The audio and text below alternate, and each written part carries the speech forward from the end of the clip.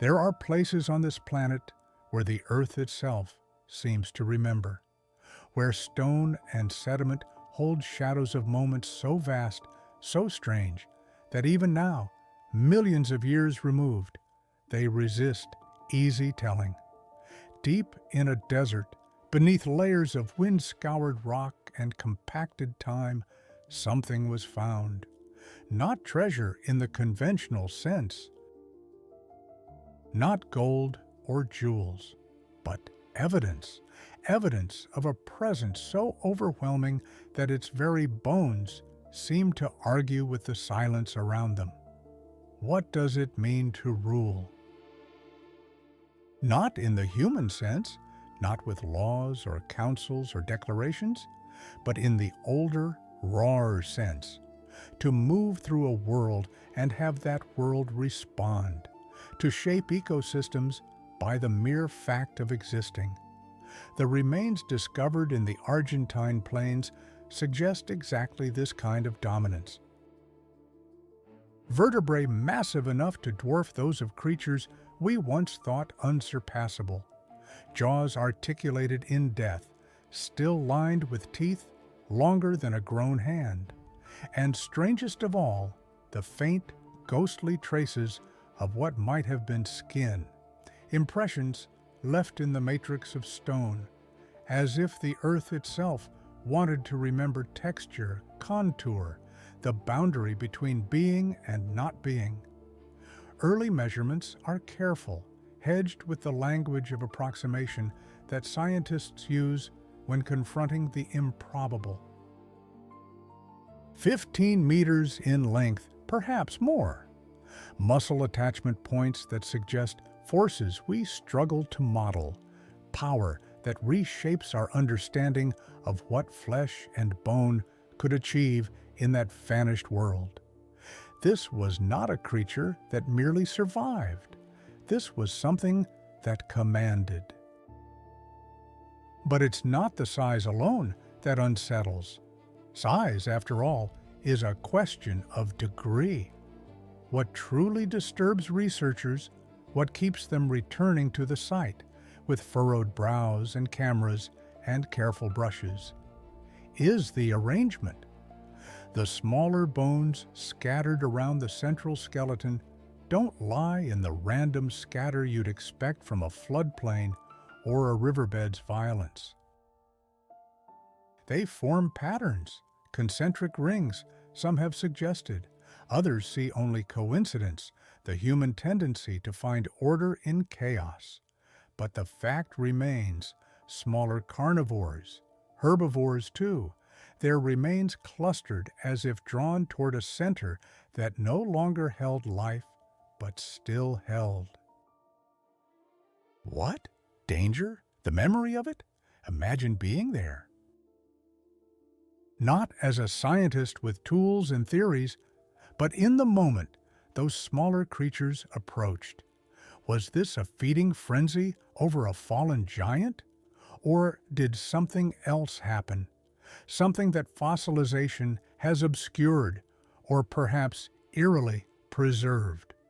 The bones of the scavengers suggest sudden death. No signs of injury from combat. No evidence of predation on them. They simply stopped. Gathered at a radius and ceased. Chemical analysis adds another layer to the mystery. The fossils aren't merely stone shaped like bone. They retain chemical signatures, ghost notes of biology, high levels of iron and phosphorus, residues that speak of metabolic intensity. This was no sluggish creature, no cold-blooded reptile sunning itself between bouts of explosive but brief activity.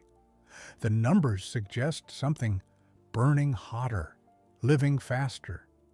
Energy expenditure that mirrors what we see in modern birds more than in the reptiles we traditionally associate with that ancient era. Oxygen isotope ratios tell a similar unsettling story.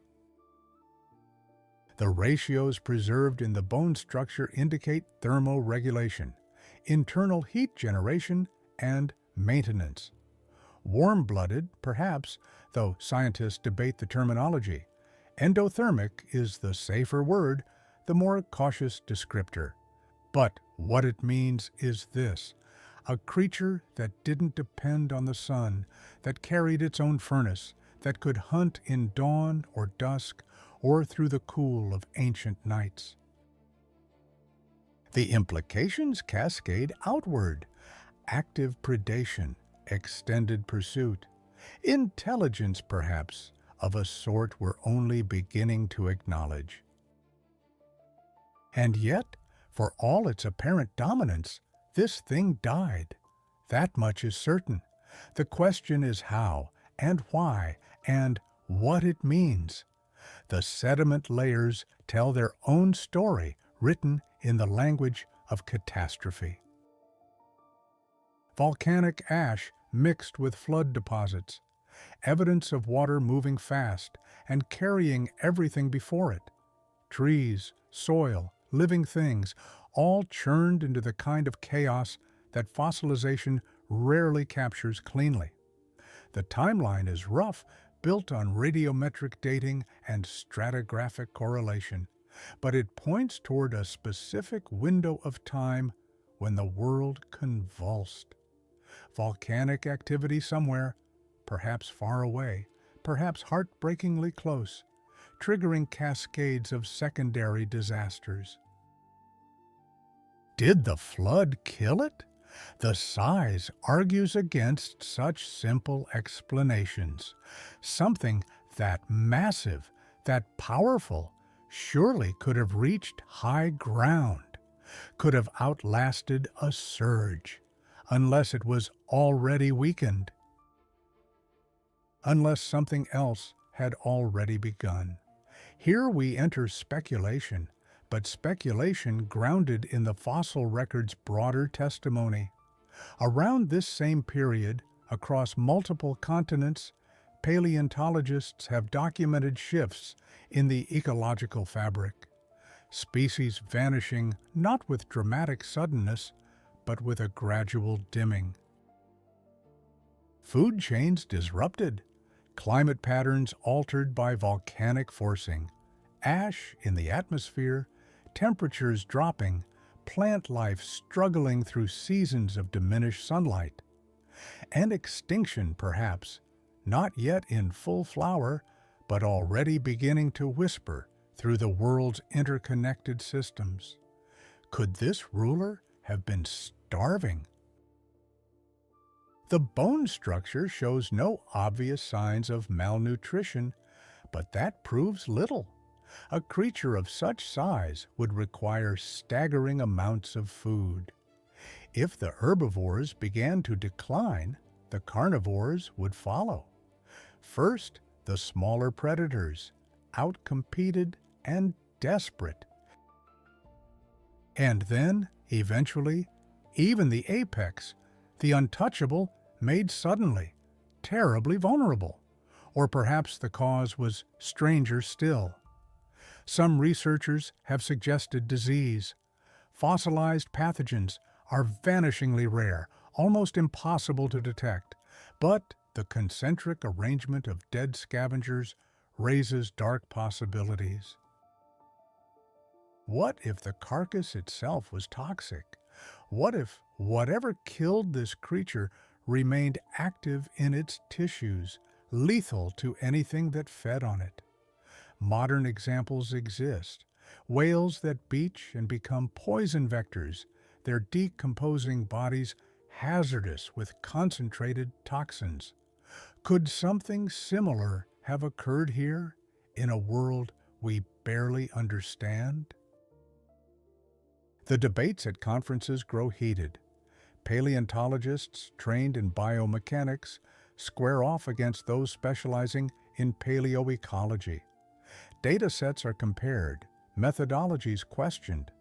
Some see in these fossils a missing link, a crucial step in the evolutionary pathway from the terrible lizards of deep time toward the feathered descendants that fill our skies today. Others urge caution, warning that our reconstructions may tell us more about ourselves, our myths, our fears, our need for narrative, than about the actual creature whose bones lie scattered in Argentine stone. What can we truly know? The fossils exist, the measurements are reproducible. The chemical signatures resist easy dismissal, but the story we build from these fragments, that remains interpretation, a kind of educated dreaming. Think about the work itself for a moment. The excavation of such a site takes years. Researchers arrive with tools that seem absurdly delicate for the task: brushes, dental picks, plaster for making casts. The sun beats down on the desert, and the wind carries dust that infiltrates everything. Each bone must be mapped in 3 dimensions before it's moved. Each fragment labeled, cataloged, packed with a care that borders on reverence. Because these aren't merely objects, they're testimony, evidence from a trial that concluded 66 million years ago, give or take a few 100,000 years. The local communities watch this work with a mixture of pride and bemusement. What do these foreigners, and they often are foreign, drawn from universities across the world, hope to find? What does it matter, this obsessive reconstruction of the dead? But then someone explains it, perhaps over dinner in a small town on the edge of the plains, explains that this thing lived in the same place they live now. That it walked where they walk, though under skies of different composition, through air that held different ratios of oxygen and carbon dioxide. That the story of its life and death is also the story of how the world changes, how dominance is always temporary, how the ground beneath our feet has held and will hold things stranger than we can easily imagine. And sometimes, in those moments, the work takes on a different dimension, becomes less about the creature itself and more about the continuity of place, the deep time that makes our human span seem less like history and more like a single breath. The teeth deserve their own consideration, each one a marvel of biological engineering, serrated edges designed to slice through flesh and grip struggling prey. The size indicates animals of substantial mass, nothing small or easily overpowered. This was a creature built for bringing down giants. And the wear patterns, examined under magnification, show use. This wasn't a specimen that died young. It lived long enough to feed, to tear, to process the calories needed to sustain such extraordinary bulk. Bite force estimates venture into the realm of the almost comical. Numbers so large they cease to have intuitive meaning. Thousands of pounds of pressure per square inch, enough to shatter bone like porcelain, to pulverize vertebrae, to access the rich marrow within. Modern predators, even the largest crocodiles, even great white sharks, fall short of these calculated values. This was something operating at a different scale entirely. Yet even teeth fail eventually. Even dominance runs its course. The back teeth of this specimen show more wear than the front, suggesting age, suggesting years of use that gradually depleted the biological tools. Some researchers point to this as evidence of decline, a creature losing its edge, perhaps literally, no longer able to hunt as effectively, forced to scavenge, maybe, or to target weaker prey, or to spend longer recovering between kills. Aging is a kind of slow-motion catastrophe after all. The body accumulates damage faster than it can repair. Joints stiffen, muscles lose mass, the sharpness of sense dulls. Sight first, often, then hearing, then the chemical receptors that track prey across distance. For a creature whose survival depended on physical supremacy, age would have been an enemy as implacable as any flood, any volcanic winter. But we're speculating again. The fossils can tell us much, but they cannot tell us everything. The inner experience, fear, hunger, pain, remains locked away. We can measure bite force, but not will. We can estimate running speed, but not determination. The numbers are necessary, but never sufficient. Consider the sight itself once more. The desert now, yes, but 66 million years ago, something very different. Forests, river systems, wetlands teeming with life. The climate reconstruction suggests warmth, humidity, abundant rainfall for at least part of the year. This was a productive ecosystem, not yet touched by the catastrophic event that would end an era. Dinosaurs, that inadequate word we use for such staggering diversity, occupied every available niche, in the water, on the land, in the air. Herbivores ranging from human-sized to truly colossal, carnivores to match. And over them all, perhaps, this thing, this unnamed ruler whose bones now lie exposed to a sun it never knew, under a sky reconfigured by millions of years of atmospheric evolution. The faint skin impressions are being studied with technology that didn't exist even a decade ago, scanning electron microscopy. Laser imaging, computer modeling that can extrapolate from fragmentary evidence. Early results suggest scales, but scales of a particular type, overlapping, possibly offering both protection and flexibility.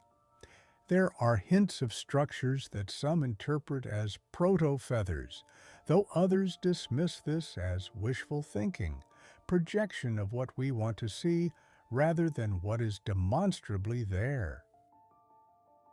If there were feathers, or even simple filaments, the implications multiply.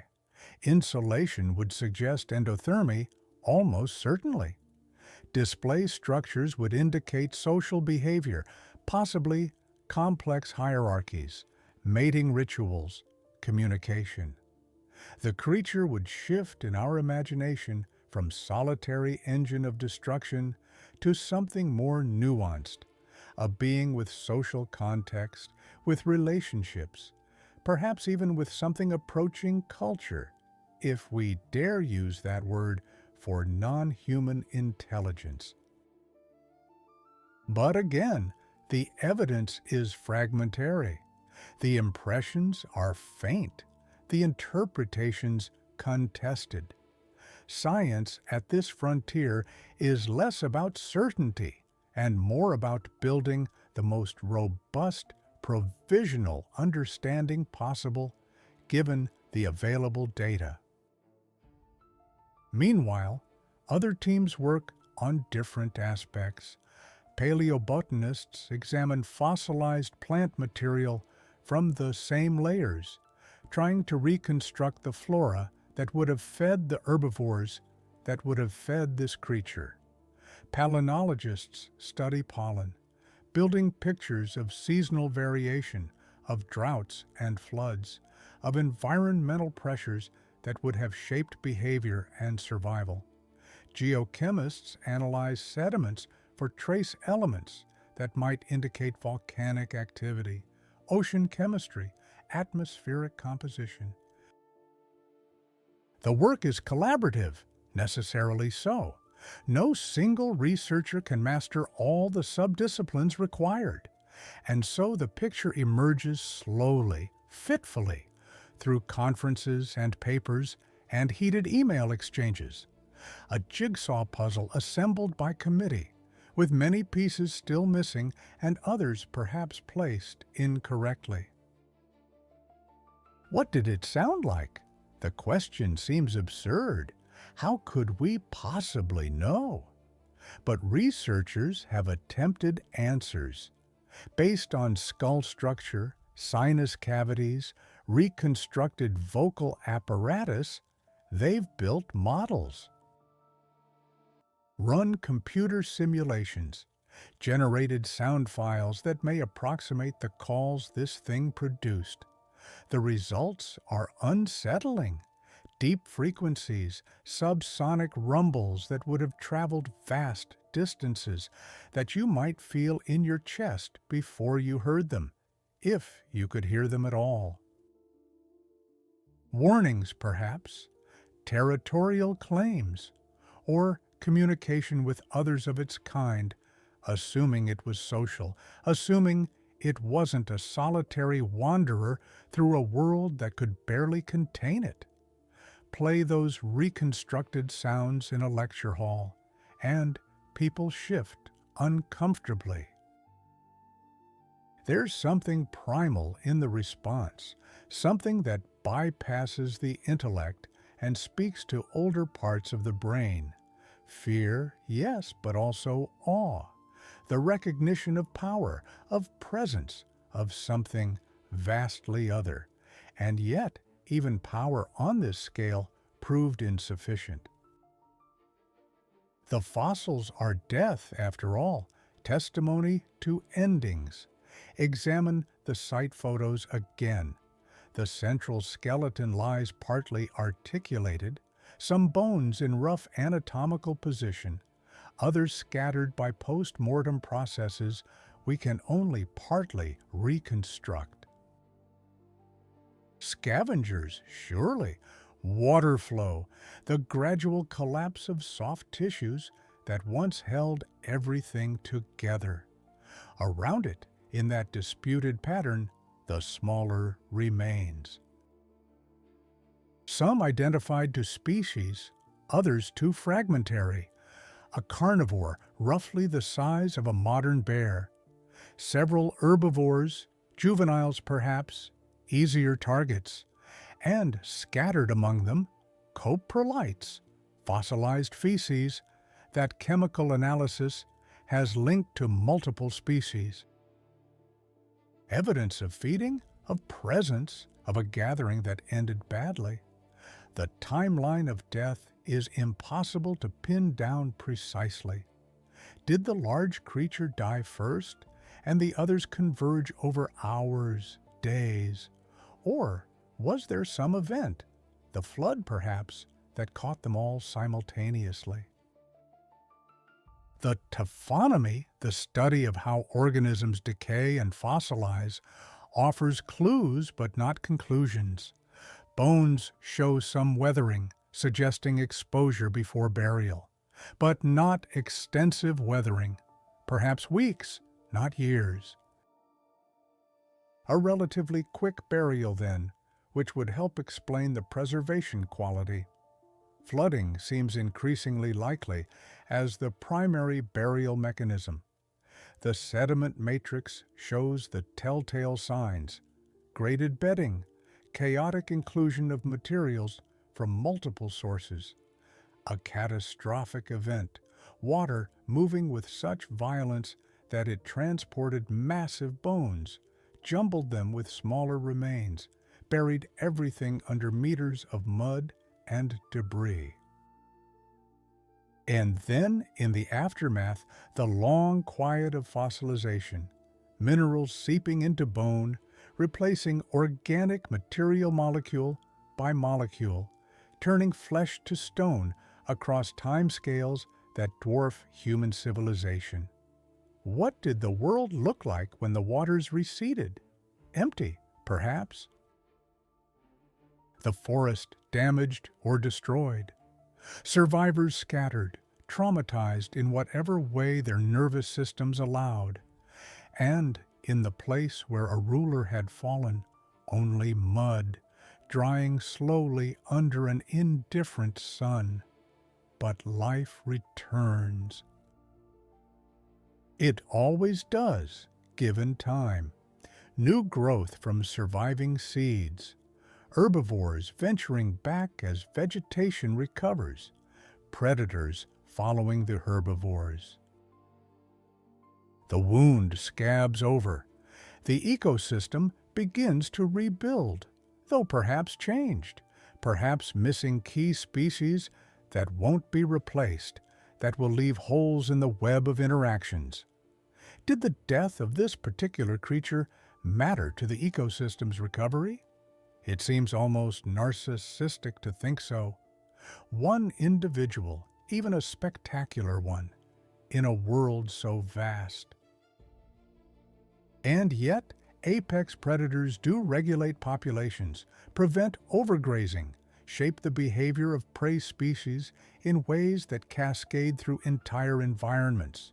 Remove them, and the effects ripple outward, sometimes catastrophically. Modern examples abound. Yellowstone without wolves becomes a different place. Elk over-browsing vegetation, riverbanks eroding, entire species cascades disrupted. Reintroduce the wolves, and the landscape itself changes. Rivers flow differently. Forests regenerate. The presence or absence of a single predator species present in relatively small numbers restructures reality for everything else. So, perhaps it did matter. Perhaps the death of this individual, or of others like it, contributed to instabilities that made the ecosystem more vulnerable to subsequent shocks. Or perhaps it made no difference at all, a drop in an ocean too vast to feel the ripples. We can't know. The past doesn't run experiments for us, but we can imagine. And imagination, constrained by evidence, guided by scientific understanding, is perhaps the closest we can come to resurrection. Picture the creature alive, moving through dawn mist, each footfall registering on the seismograph of the earth. Breath steaming in cool air, assuming we're right about the metabolism, about the internal heat. Eyes, and here we're entirely guessing, perhaps binocular, forward-facing, predator's eyes that judge distance and track motion.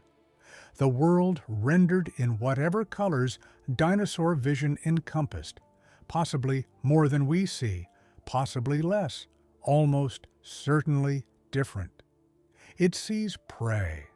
The specifics don't matter. Some large herbivore, feeding, unaware or only dimly aware of the danger.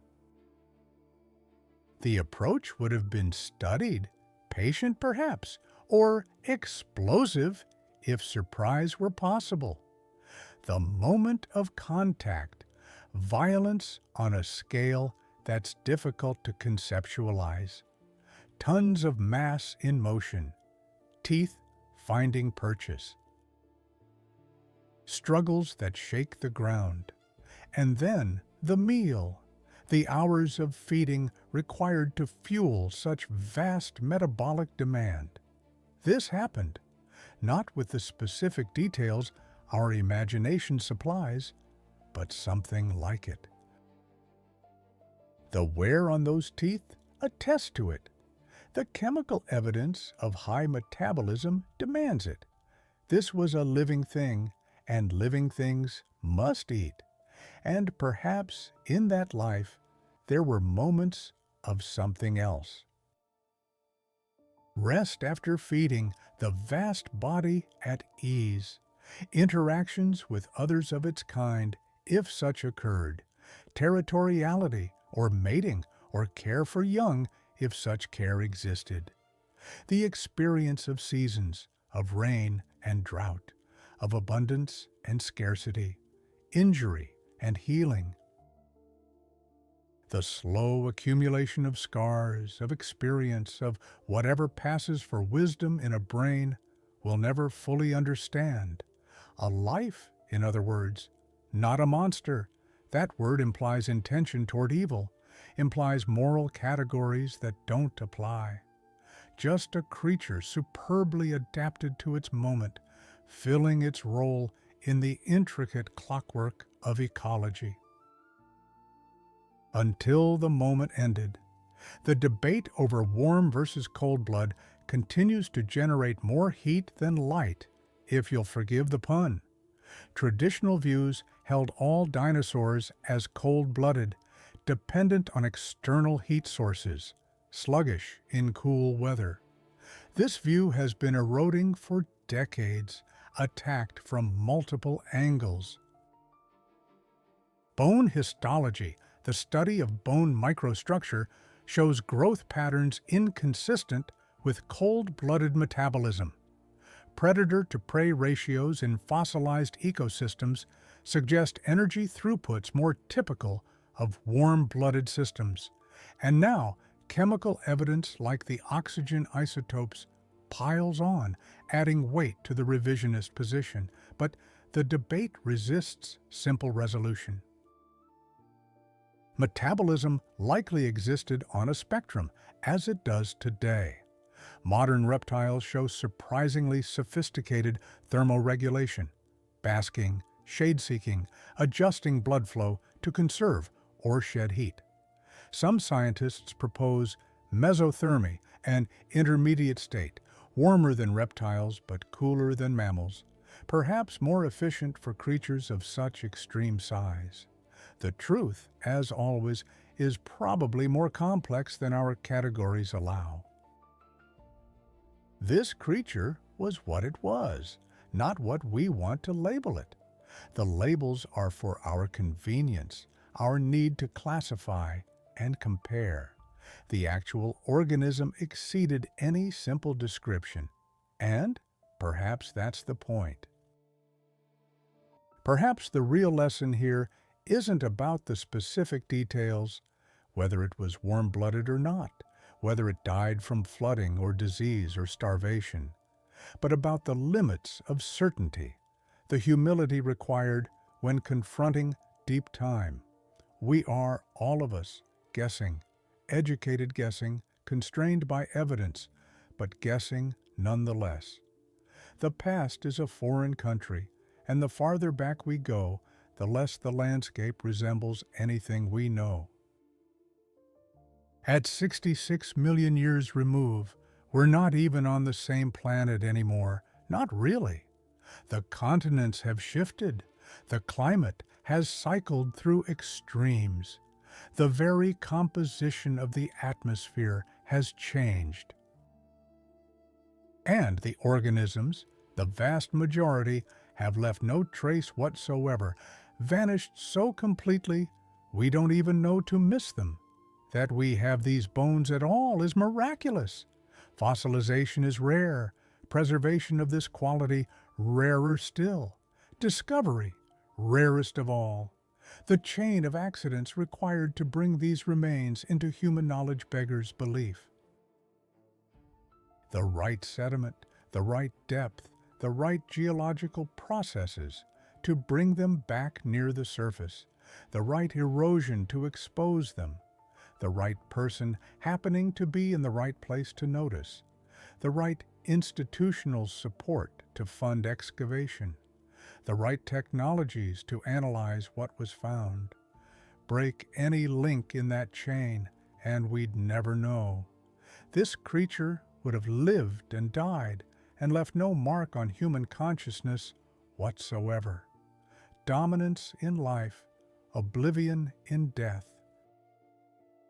Instead, we have bones, and from bones, we build stories. Some critics argue that this is all we're doing, building stories, myths for a scientific age, narratives that satisfy our hunger for drama and meaning, but that may bear little resemblance to actual prehistoric reality. They point to the history of paleontology, the embarrassing errors, the reconstructions later revealed as absurd. Giant ground sloths assembled upside down, dinosaurs given the wrong heads, postures and gaits that violated basic biomechanics. Our track record, they suggest, should inspire more caution than confidence. And they're not entirely wrong. Science is self-correcting, but the corrections take time, and in the interim, false ideas can become entrenched. Popular culture seizes on images, the lumbering, tail-dragging dinosaurs of mid-century illustration, or the hyper-aggressive monsters of summer blockbusters. And these images prove remarkably persistent, even after the science has moved on. So when we look at these fossils from Argentina, we should ask ourselves, what are we seeing? The creature as it actually was, or a mirror reflecting our own preoccupations and fears back at us? Probably both.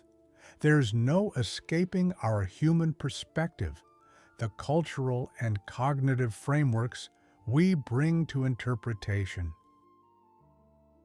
But the bones themselves constrain speculation. Size is measurable. Tooth structure is observable. Chemical ratios are quantifiable. We're not free to imagine anything we want. The evidence pushes back, limits the range of possible stories. What emerges then is something like the truth, incomplete, provisional, subject to revision. But not arbitrary, not mere fantasy. A creature lived.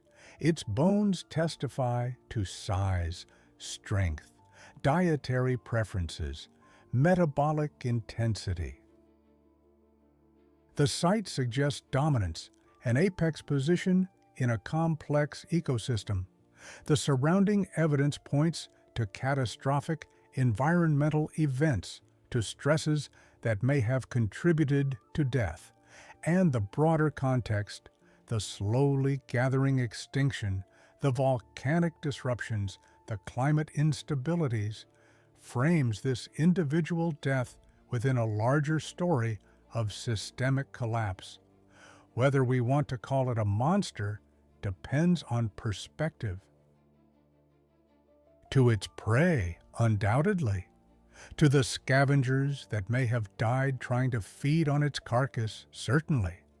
But from a distance, from our perspective, across the vast gulf of time, it seems less monstrous and more magnificent.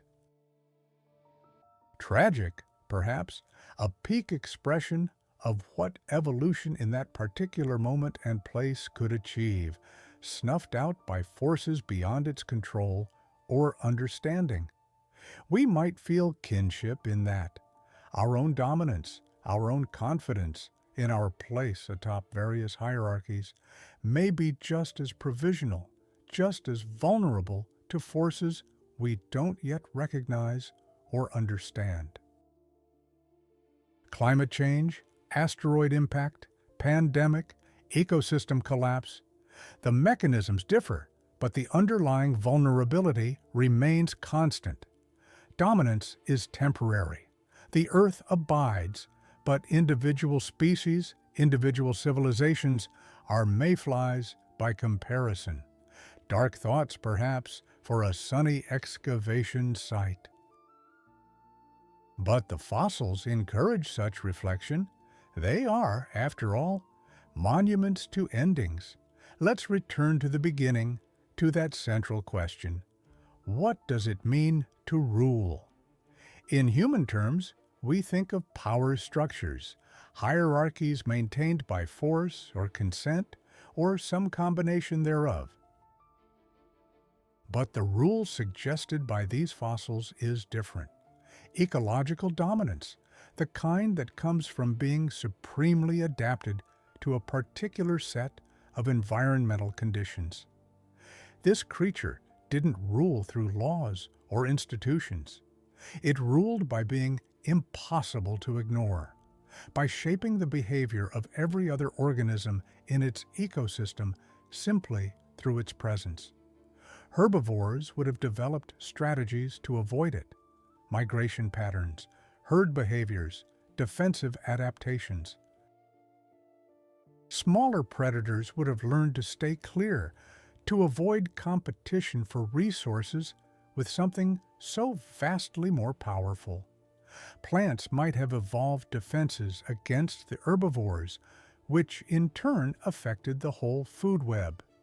Every species in that ecosystem existed, in some sense, in conversation with this apex predator, adjusting to its presence, accommodating its needs, working around the space it occupied. And when it died? When the last of its kind finally succumbed, the ecosystem would have lurched, rebalanced, new patterns emerging, other predators moving into the vacant niche, or that niche remaining empty, its absence reshaping everything else. This is rule of a deeper sort than human governance. This is being woven into the very fabric of the living world, essential not through choice, but through ecological function. And the loss of such a ruler, that's extinction, not just of an individual, but of a role, a function, a set of relationships that can never be exactly replicated. The fossil record is, in large part, a record of such losses. Species appear, flourish, disappear. The timescales make it seem inevitable, natural, and, in a sense, it is. Extinction is the fate of all species eventually, just as death is the fate of all individuals. But natural doesn't mean without consequence. Each extinction represents possibilities foreclosed, evolutionary pathways terminated, potential futures erased, and sometimes extinctions cascade. Remove a keystone species, and others follow, unable to adapt quickly enough to the new regime. The fossil layers from the end of the Cretaceous show exactly this: a punctuation mark in the strata, below which certain species exist, above which they're absent. Not all at once, necessarily. The details are contested, the timeline still being worked out. But the overall pattern is clear: a world that existed for millions of years in rough equilibrium, and then catastrophic disruption, and then a new world with new players. This creature, these bones in Argentina, are part of that story. Perhaps victims of the same catastrophe that ended the dinosaurs generally. Perhaps dying slightly before, harbingers of the coming collapse. Or perhaps after, lingering survivors in a world already changed, holding on until the final blow.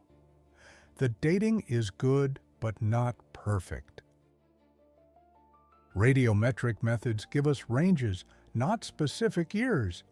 And at the scale of millions of years, even 100,000-year margin of error seems trivial, but can encompass entire evolutionary stories. So, the answer remains frustratingly imprecise.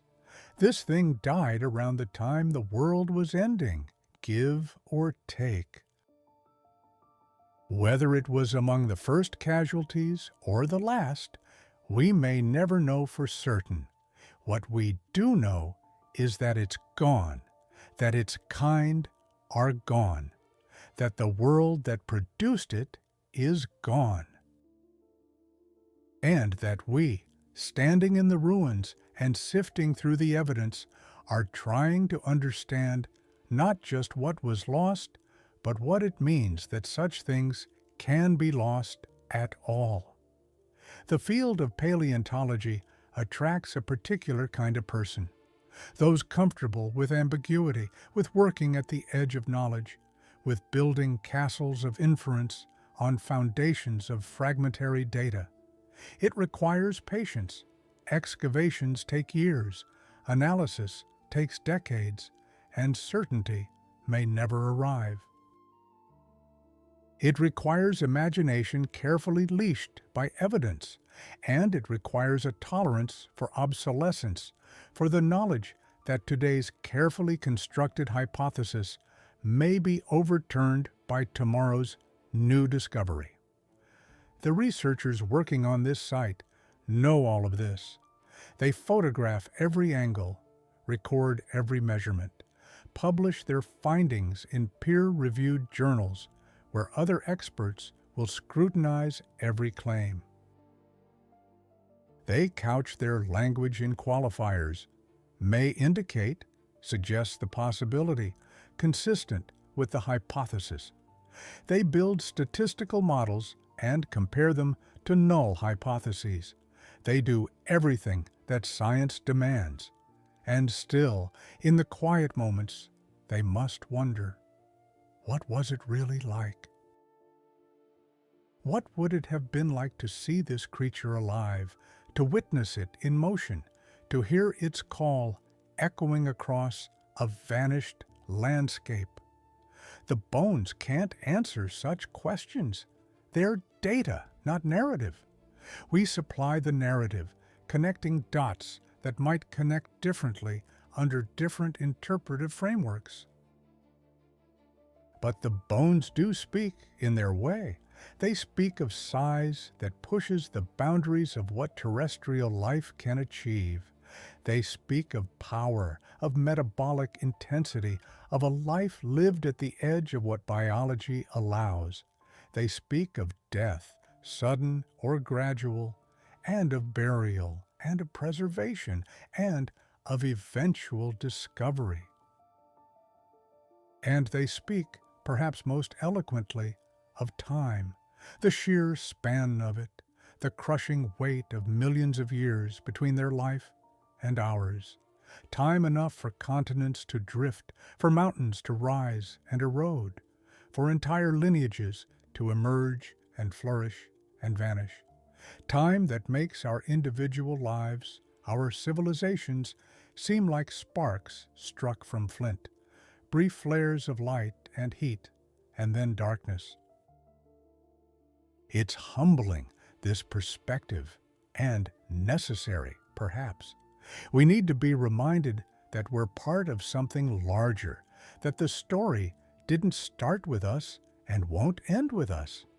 That dominance, no matter how total it seems in the moment, is always temporary. The sun is setting on the excavation site now, not literally, but metaphorically.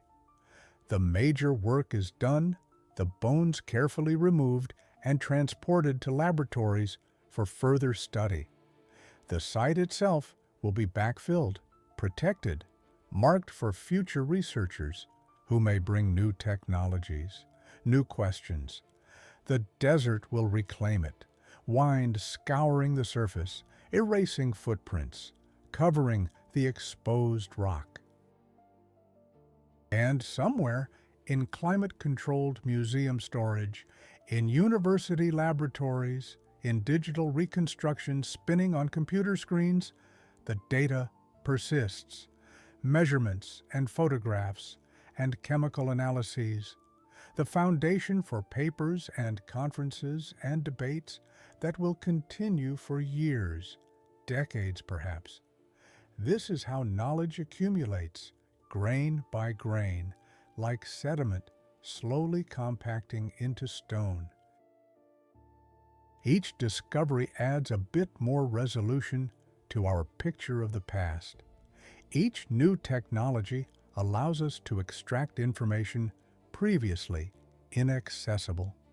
Each generation of researchers brings fresh perspectives, questioning assumptions that earlier generations took for granted.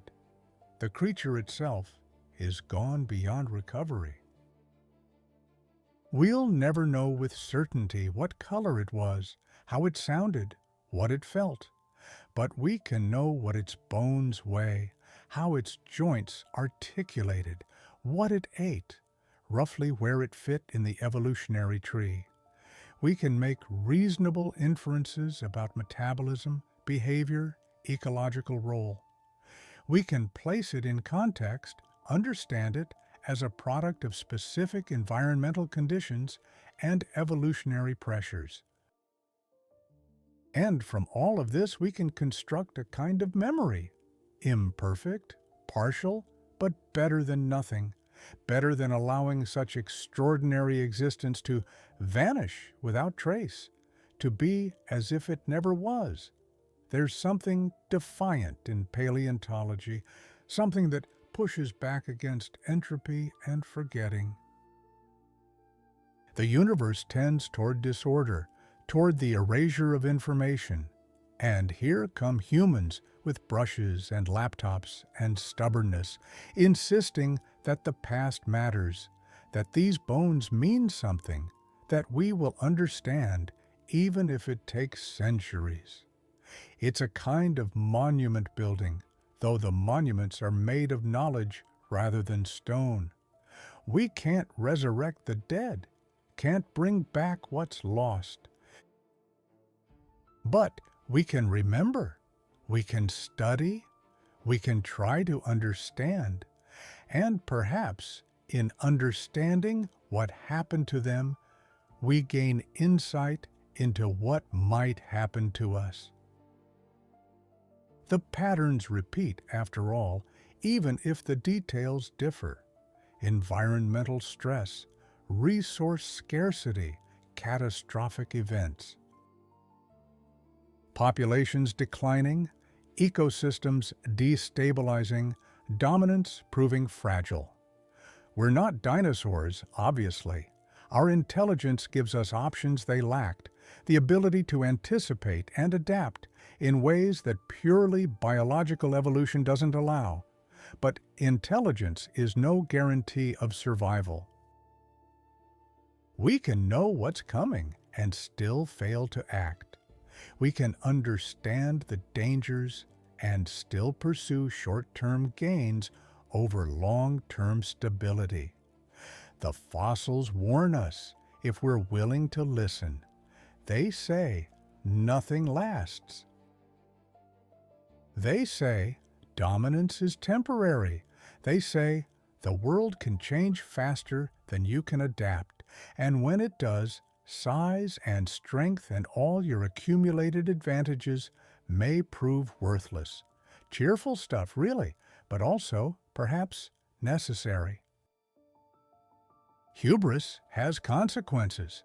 The belief that we're somehow exempt from natural laws, that our moment of dominance is permanent or secure. Such beliefs are dangerous. The fossil record is a corrective, a reminder of scale and contingency, and the patient grinding of deep time. And yet, despite the dark implications, there's something beautiful here. In the bones themselves, yes, the architecture of them, the evidence of biological engineering pushed to extraordinary extremes, but also in the project of understanding, in the human drive to know, to reconstruct, to remember. We do this for no practical reason, after all. These bones won't cure disease, or generate energy, or solve any immediate problem. The knowledge gained won't make anyone rich, won't secure territory or resources. We do it because we're curious, because we find meaning in connection to the past, because the story of life on Earth is our story too, and we want to know how it's told. That's its own kind of dominance, perhaps. Not physical, but intellectual. The ability to look at fragments of stone and see living creatures, to peer across millions of years and construct coherent narratives, to find pattern in chaos and meaning in randomness. It won't save us if the climate collapses or the asteroids fall. But it makes the moment of existence richer, deeper, more connected to the vast sweep of biological history. And maybe that's enough. Maybe the point isn't to last forever, but to pay attention while we're here, to bear witness, to understand as best we can. The creature in the Argentine desert had no such capacities. It lived, hunted, died. It didn't wonder about its place in the cosmos, or worry about extinction, or try to leave a legacy. It simply was, burning bright for however many years biology permitted, and then it wasn't. We might envy such simplicity. No existential dread, no awareness of mortality, no anxiety about meaning or purpose. Just existence, pure and uncomplicated. But we are what we are. We can't unknow what we know. The awareness of time, of history, of the deep past and uncertain future, these are burdens we carry, part of the price of consciousness, and so we tell stories. We dig up bones and imagine the flesh that covered them. We measure isotopes and calculate metabolic rates and argue about thermal regulation. We build museums and publish papers and teach students who will carry the work forward when we're gone. It's our way of ruling, perhaps. Not through physical dominance, but through memory, through the preservation of knowledge, through the creation of meaning from mere fact. Whether it's enough remains to be seen. Whether our moment will last longer than theirs, whether we'll adapt where they couldn't, whether intelligence provides sufficient advantage to overcome the challenges ahead. These are open questions, experiments still running. But for now, in this moment, we have the bones. We have the evidence, we have the story, incomplete and contested, but real nonetheless. Deep in the desert plains, beneath layers of stone and time, something ruled. It lived with an intensity we struggle to imagine, dominated its world with a completeness we can only infer. And then it died, and the world moved on, and millions of years passed like water flowing, and now we stand in the aftermath trying to understand. What does it mean to rule? Maybe it means being remembered, even by creatures who came along eons later, who are made of different stuff and live in different ways, but who recognize something in those bones. Power, yes, but also fragility.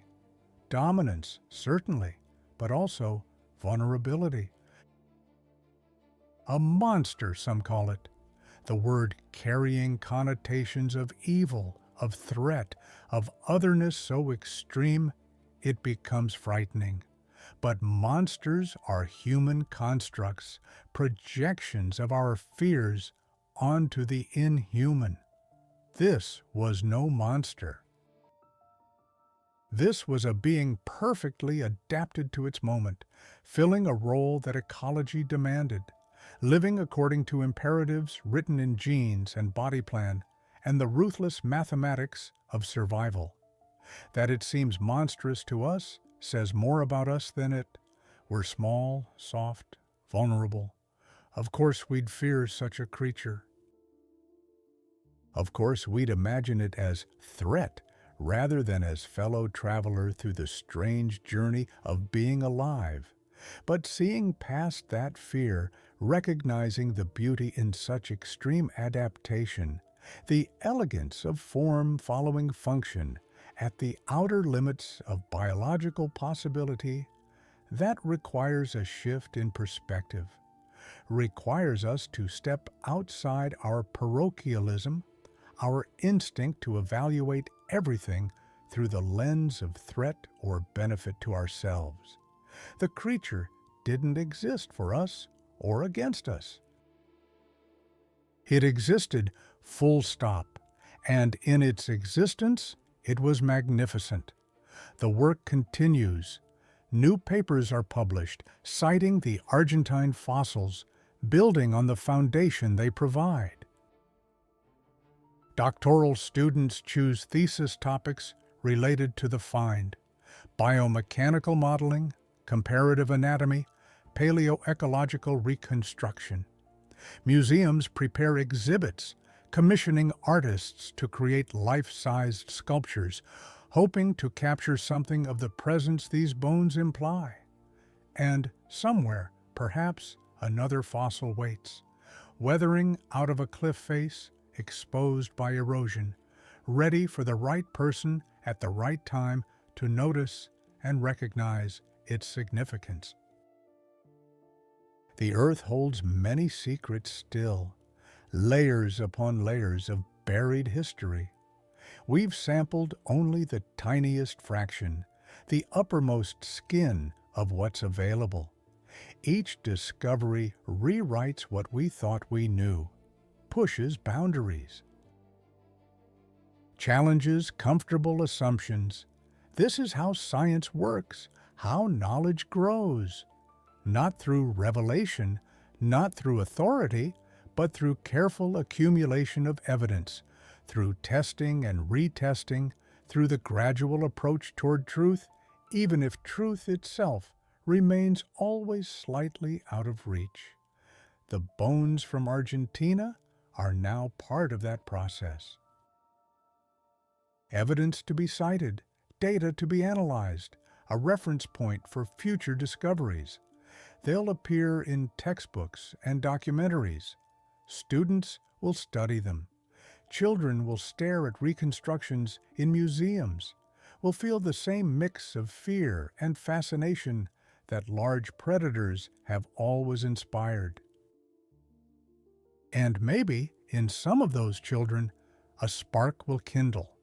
Curiosity about the past, about how we know what we know, about the methods and tools and frameworks that let us peer across such vast stretches of time. Maybe some will become paleontologists themselves, or geologists, or evolutionary biologists. Maybe they'll make the next discovery, answer the next question, push understanding a bit further. This is legacy of a different sort, not genetic. The creature's lineage is ended, no descendants survive, but intellectual, inspirational. The bones teaching lessons they never intended, serving purposes they couldn't have imagined. If there's meaning to be found, perhaps it's here, not in the life itself, which was meaning enough for the creature living it, but in what the remnants can teach those who come after, about adaptation and change, about dominance and fall, about the contingency of existence and the ultimate triumph of time over all things. Heavy thoughts for fragments of fossilized bone. But what else should we think confronted with such evidence? What else but the largest questions, the deepest reflections? The desert wind blows, indifferent to philosophy. The exposed rock weathers a microscopic amount each year. Sediments erode, exposing new layers, burying old ones. The processes that created these fossils continue, working on today's organisms, preparing them for distant future researchers who may look back at our moment with the same mix of curiosity and incomprehension that we bring to the Cretaceous. What will they make of us? What fossils will we leave? Our bones are fragile, unlikely to preserve well without help, but our works, concrete, plastic, metals, the chemical signatures of our industry, These may last, may mark the strata as clearly as any asteroid impact. Will they wonder at us, marvel at our works, puzzle over our sudden disappearance if that's what occurs? Or will they see us as we were, clever but short-sighted, powerful but reckless, dominant for a moment but unable to sustain it? Questions without answers, at least for now. The future is unwritten, outcomes uncertain. We have advantages the Cretaceous creatures lacked and disadvantages they never faced.